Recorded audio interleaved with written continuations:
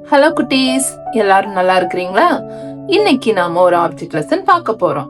அதோட தலைப்பு என்னன்னா உப்பு, சால்ட். நம்ம பைபிள்ல இருந்து ஒரு வசனம் பார்ப்போமா? மத்தேயு 5:13. நீங்கள் பூமிக்கு உப்பா இருக்கிறீர்கள். உப்பானது சாரமற்று போனால் எதனால் சாரமாக்கப்படும்? வெளியே கொட்டப்படுவதற்கும் மனுஷரால் மிதிக்கப்படுவதற்குமே ஒழிய வேறொன்றுக்கும் உதவாது.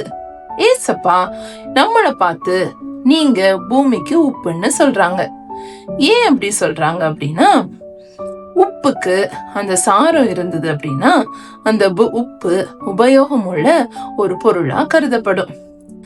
பைபிள் டைம்ல உப்புக்கு ரொம்ப மதிப்பு இருந்தது. அந்த உப்பை மத்தவங்களுக்கு கிஃப்டா கொடுப்பாங்க. மத்தவங்களுக்கு பே கொடுக்கணும் அப்படின்னா அந்த உப்பை கொடுத்து பேமெண்ட கொடுப்பாங்க. இப்படியா அந்த உப்பு மதிப்புள்ளதா இருந்தது. அந்த உப்புக்கு எது மதிப்பை கொடுக்குது அப்படின்னா அதனுடைய சாரம். சாரம் அப்படின்னா உப்பு தன்மை.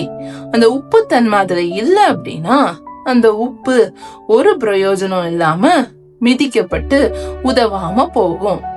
நம்மளும் ஏசப்பா உப்புன்னு சொல்றாங்க. நமக்குள்ள சாரமா யார் இருக்கிறா அப்படின்னா ஏசப்பா தான். நமக்குள்ள ஏசப்பா இருந்தா நம்மள மத்தவங்க மதிப்பாங்க.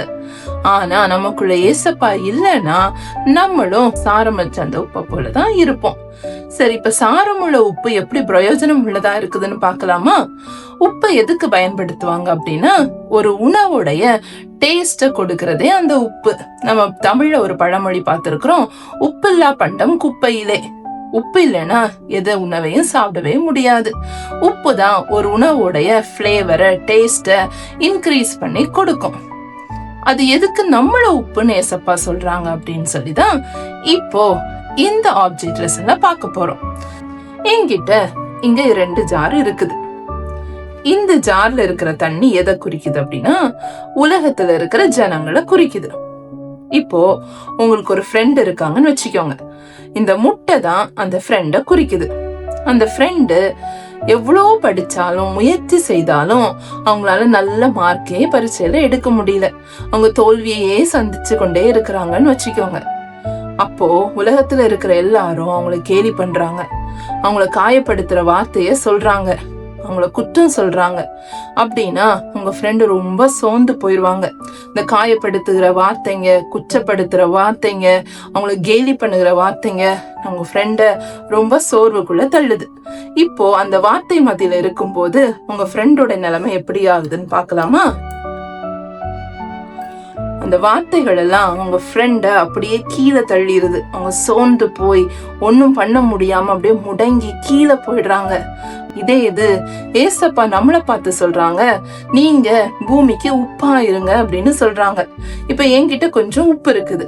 இப்போ இந்த உப்பை நான் இந்த உலகத்துல ஆட் பண்றேன். அதாவது நம்ம அன்பான வார்த்தைகளை பேசி உங்க ஃப்ரெண்டை என்கரேஜ் பண்றீங்கன்னு வச்சுக்கோங்க.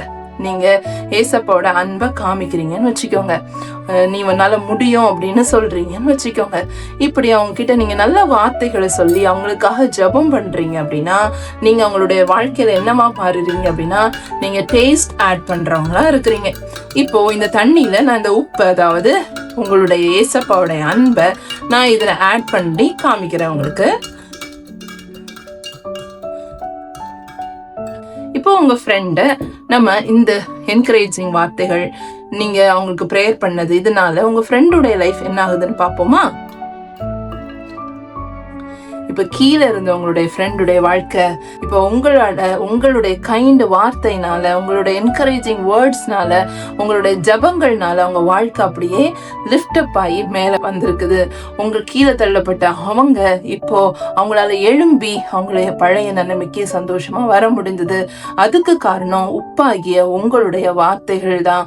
இததான் ஏசப்பா சொல்றாங்க, நீங்க பூமிக்கு எப்படி இருக்கிறீங்க அப்படின்னா உப்பா இருக்கிறீங்கன்னு சொல்றாங்க. அதே மாதிரி உப்பை இன்னொரு காரியத்துக்கு நம்ம பிரயோஜனப்படுத்துறோம். எதுக்கு பயன்படுத்துறோம் அப்படின்னா பிரிசர்வேட்டிவ், அதாவது ஒரு பொருள் கெட்டு போகாம இருப்பதற்கு உப்பை ஆட் பண்ணுவாங்க. இப்போ உங்க ஃப்ரெண்டோடைய வாழ்க்கையை எடுத்துக்கோங்களேன். நீங்க ஆட் பண்ண முன்னாடி அவங்களுடைய வாழ்க்கை கெட்டு போன நிலைமையில கீழே தள்ளப்பட்டிருந்தது.